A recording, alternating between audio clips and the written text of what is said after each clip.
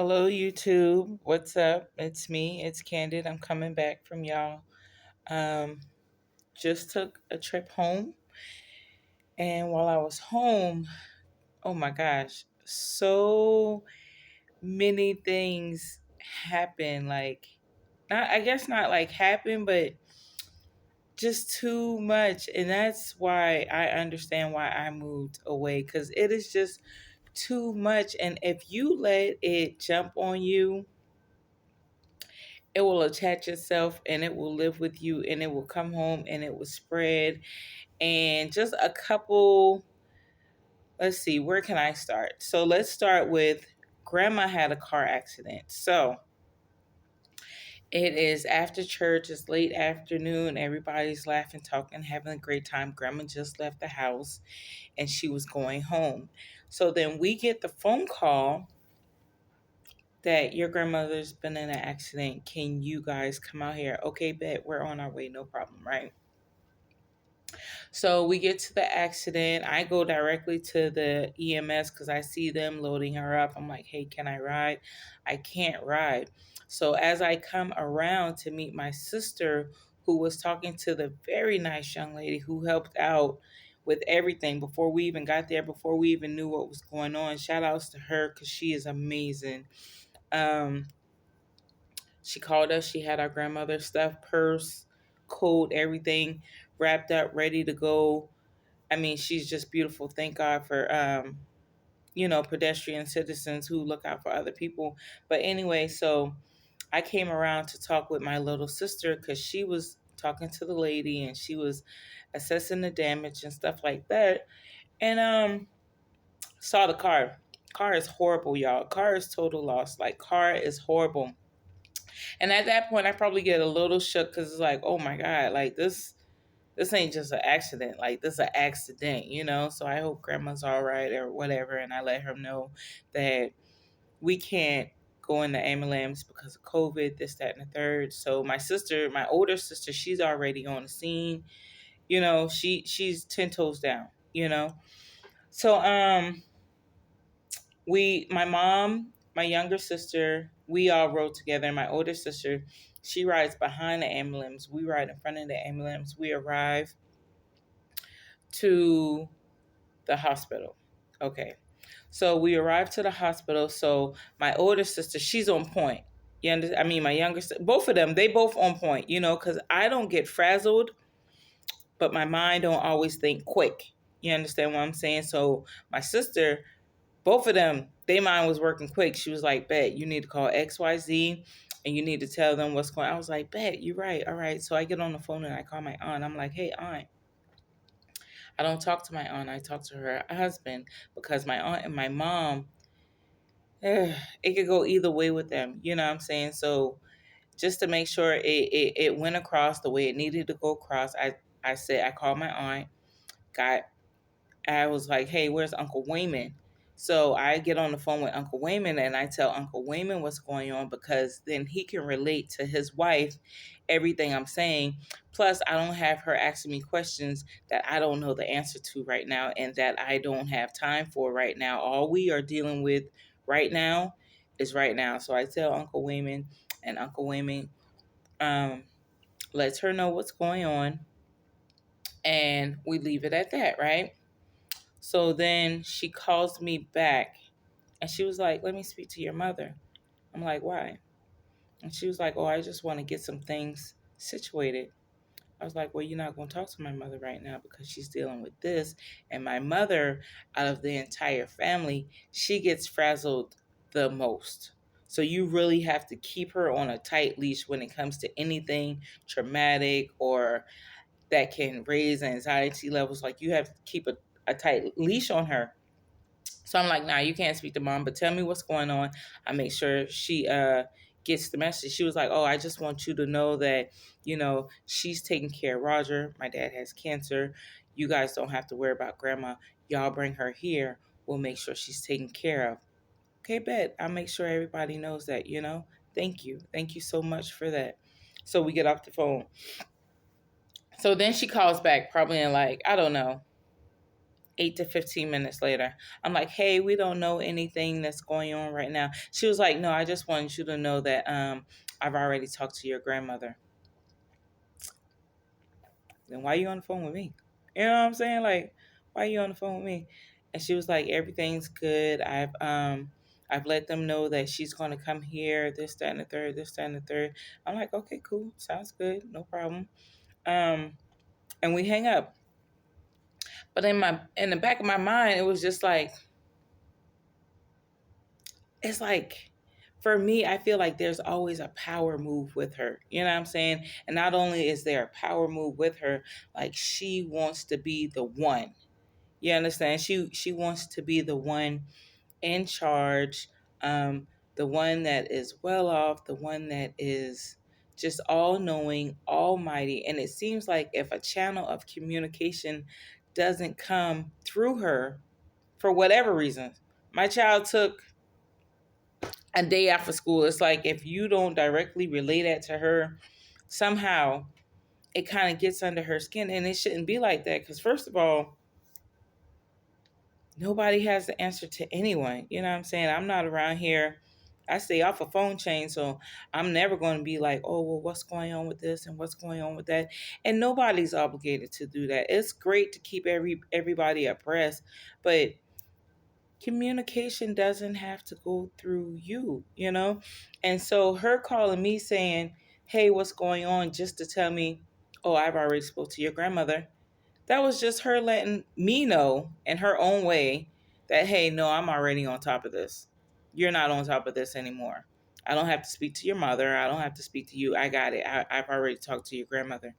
If you already talked to my grandmother, your mother, okay then, you know, okay then. And so then it goes down to my younger sister, and my younger sister, she's on top of it. She's getting the lady's information so that she could take her out to dinner. Wow, you're so awesome for that. Like, my sister's so awesome for that. My mind didn't even think that far yet, you know. But I could just see,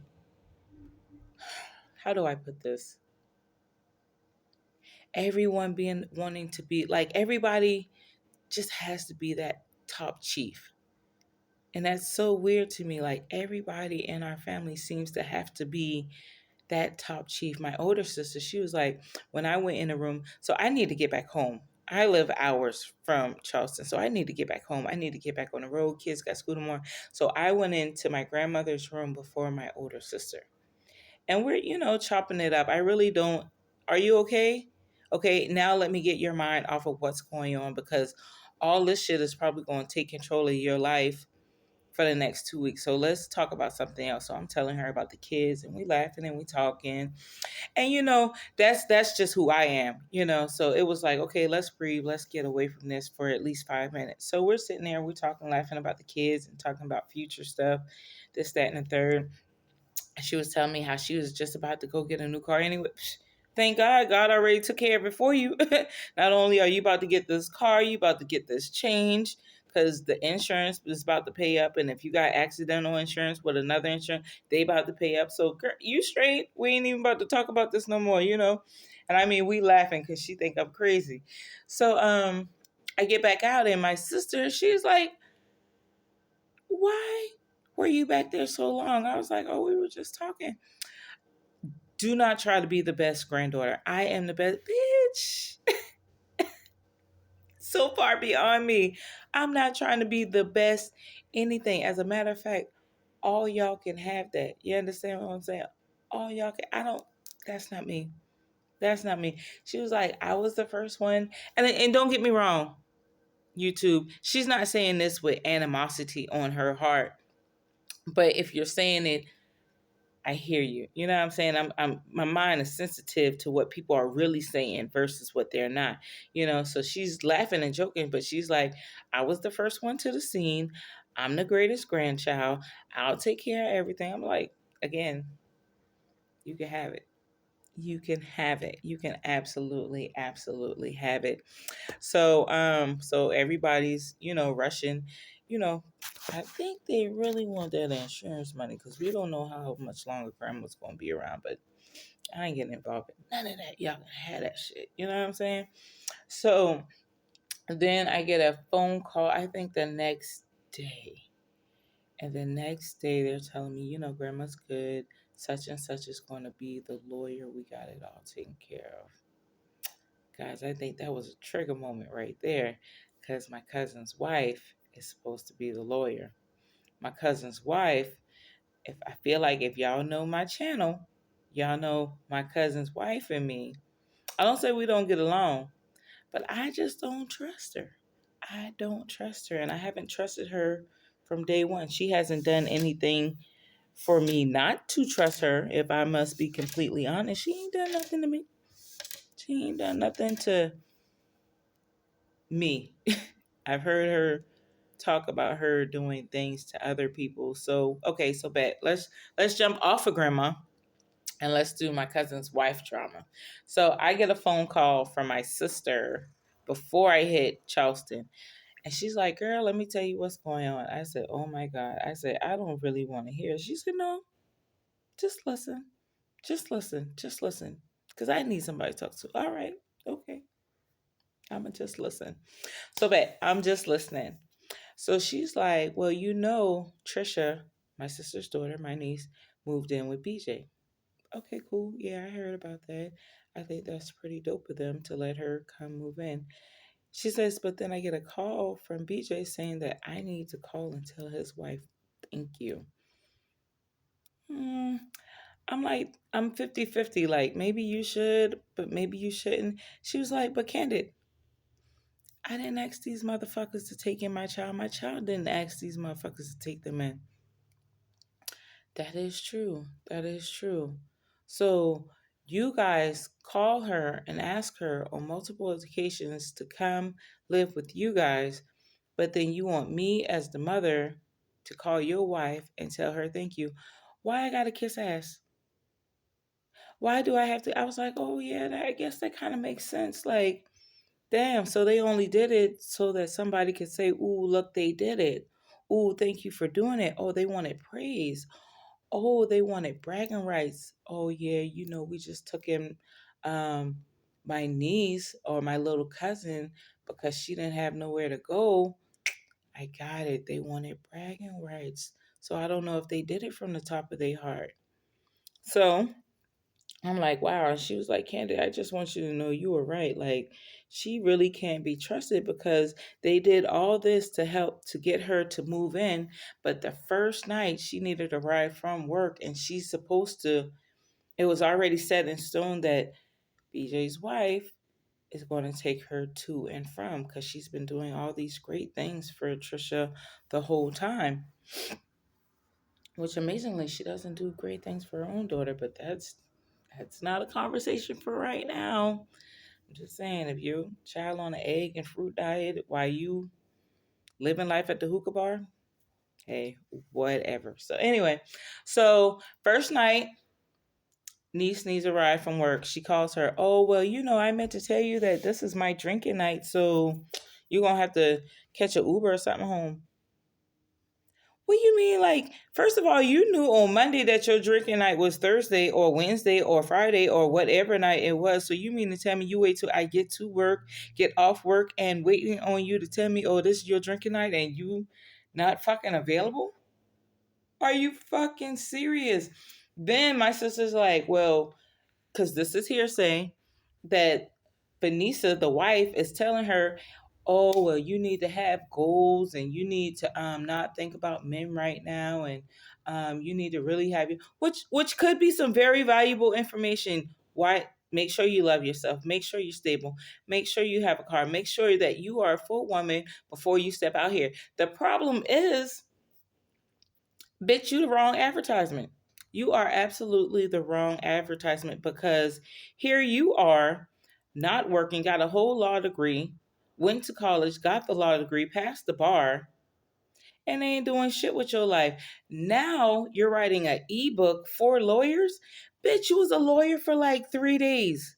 You worked as an actual lawyer for like 3 days. Now you're writing an ebook and a course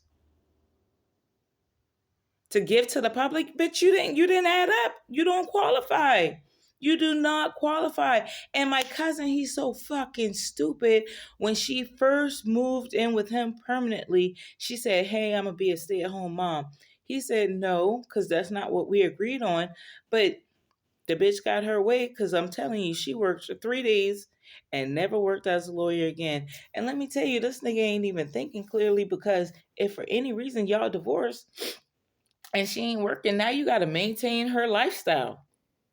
So not only are you going to have to pay for divorce and pay all this ridiculous stuff, you're going to have to pay to keep her in her lifestyle because she's not working, and you allowed that shit. And you supporting her like your house ain't clean. Y'all got a big ass 5-bedroom monster of a house. And she's at home every day and smoke weed and hookah and drink every fucking day. But you act like you got a problem with everybody in the family but your wife. That's that Will Smith syndrome.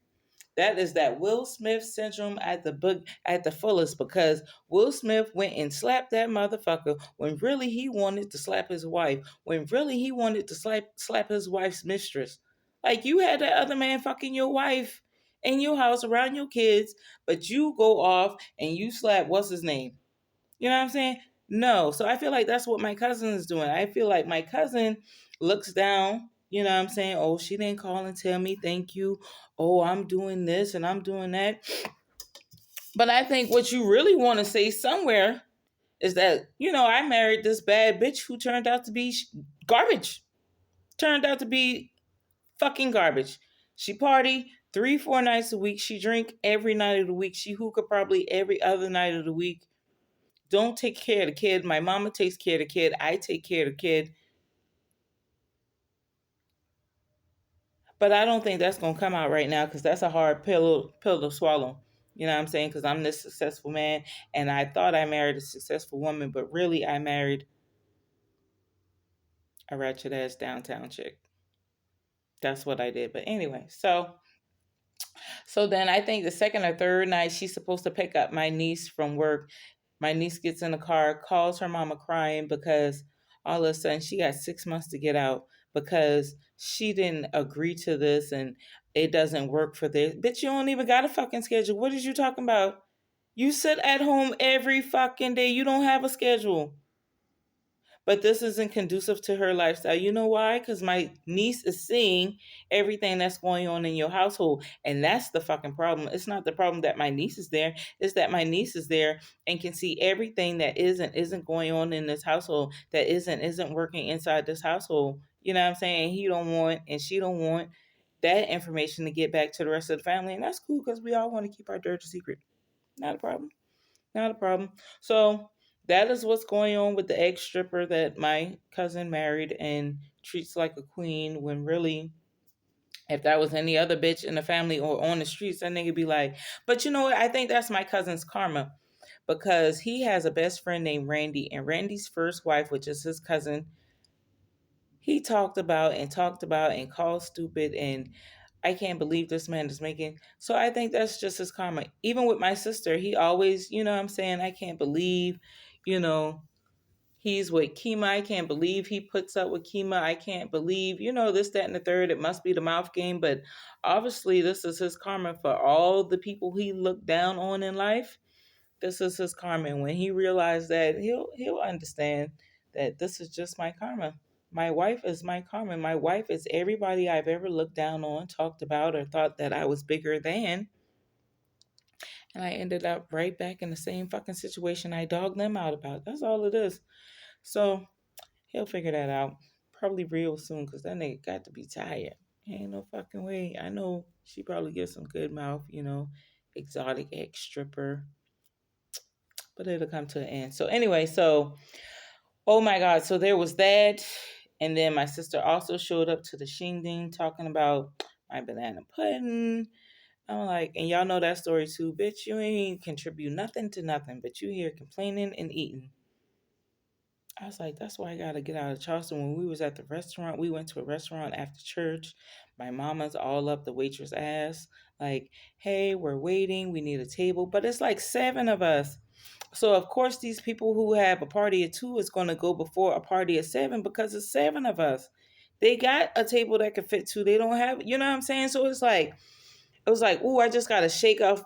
I gotta shake all this shit off. Like before I get home, I gotta shake all this shit off. And I guess that's why I'm just rambling on and on. Cause usually my channel have a little bit of order to it, but I'm just rambling because it was just like too much. It was like watching TV and I don't want to watch TV, or getting drunk and still drinking, even though I'm already drunk and I'm miserable, but I'm still drinking. That's how it felt. Like I'm here and I just want to go home because like what y'all talking about just is ridiculousness. Like what y'all talking about, it makes no sense. What y'all talking about doesn't even really have anything to do with you. Like, and then my kid's grandmother comes over, I guess, because she knows we're there, you know.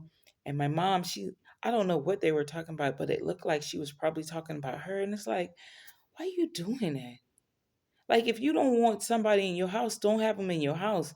But don't invite them in and then talk about them behind their back. Like, don't do that. Like, put your grown adult panties on and say, hey, I'd rather you not be here. Or let me tell you why I feel XYZ about you, but don't sit there and tell secrets like why the person's sitting there. Like, don't do that. And I think that's the biggest thing I hate about my mother when I look back over our childhood, because she was quick to curse us out or tell us about ourselves, but she was never like that with another adult. So she showed strength where she thought she could. She was a bully where she thought she could. She was up our behinds because I guess we were children. And so that's the only place she could find strength. You know what I'm saying? She ain't had enough strength to check another bitch on the street or in her house. But you always feel the need to check your kids. No, no, like if you're gonna be top 10, then be top 10 all over, you know? And even now that we're grown and she clearly see that we ain't going for that bullshit, it's like every blue moon she'll still try. Like, like she'll just still try on some dumb shit. So, but anyway, yeah, the conversation, crazy. And my favorite cousin, man, I went to Royal Baptist. Y'all know Royal Baptist? Oh my God, North Charleston, South Carolina, on fire. I almost was in the middle of the aisles getting my shout on because, like, when I tell you it was fire, like, it was fire. And to be honest with you, that might be the only reason I came to Charleston this weekend. I needed God. Like, I needed God. Like, I needed my soul to be touched and cleansed, and they did it. You hear me? And I did not sit down because there's no way, after all we've been through and the year we came out of and the year we're going up against, and finances taking a turn for the better, kids taking a turn for the better, there's no way that I'm going to sit down at this service. So when I tell y'all I was, thank you, Lord, hallelujah, hands up, yelling, screaming, 2 seconds from shouting, that's where I was at, because we made it through too much just to sit down. And I mean, on everybody seemed like they were ready. That's what I love. Everybody seemed like they was ready for church. We got there before church even started. And the very first song the choir sung, everybody was in on it. Like, you didn't have to pull the spirit, and not the spirit because the spirit was already there. But sometimes you have to pull at someone's soul to get them to cry out or get them to stand up or get them in tune with the service. None of that. Like, we was ready. Like, I don't know what kind of week they was having, but I knew it was going to be great because I started from the moment I pulled out my driveway. I said a prayer and I listened to my gospel music all the way to Charleston. I was like, listen, I need you to command service. I need you to be in our life. I need everybody who walk in the church today to walk out a different person. Like, I was in the spirit 4 hours before I even stepped in the church, like, and was ready. And I feel like God don't need my help, but I feel like that either helped me or helped the atmosphere itself, just to know, I don't know, maybe he knew that I was coming from, so he just know me, period. Either way, guys, church didn't need help this Sunday. You hear me? Like, we was ready. The choir was ready. Deaconess and board, deacon, everybody was ready, and it was on fire. It was on fire. It was on fire. Cried, Like I just needed that in my soul. And I don't even know. I've been praying for years for God to give me a family church, but I haven't really found one, even though I've met some beautiful people up here, beautiful people that go to church and who I am still in contact with. I just really haven't found that home. And but I know when I do, it's going to be awesome. It's going to be awesome. But I don't know. I might be taking more trips to Charleston just to go to Royal, just to go to Royal. But I know I can watch it online as well. Matter of fact, I've watched it twice. I've watched the sermon that happened Sunday twice since I've been home, just to really bring it home, get it all in. But I'm telling you, whoo, I guess you gotta take the good with the bad. Cause Royal was great. Seeing the family was great. Everybody came out. Everybody came out. Everybody came out. My daughter left with like $90. She was like, they all just kept giving me money. I was like, hey, that's what's up, you know. Kids saw their father. So that was perfect. I guess you gotta take the good with the bad, but I couldn't wait to get home. I loved being there, but I could not wait to get home. And that spirit of anxiety and those snakes, because I've probably the sermon was on snakes and how all snakes don't bite, and I do see a couple family members as snakes, but y'all do y'all snake shit over there.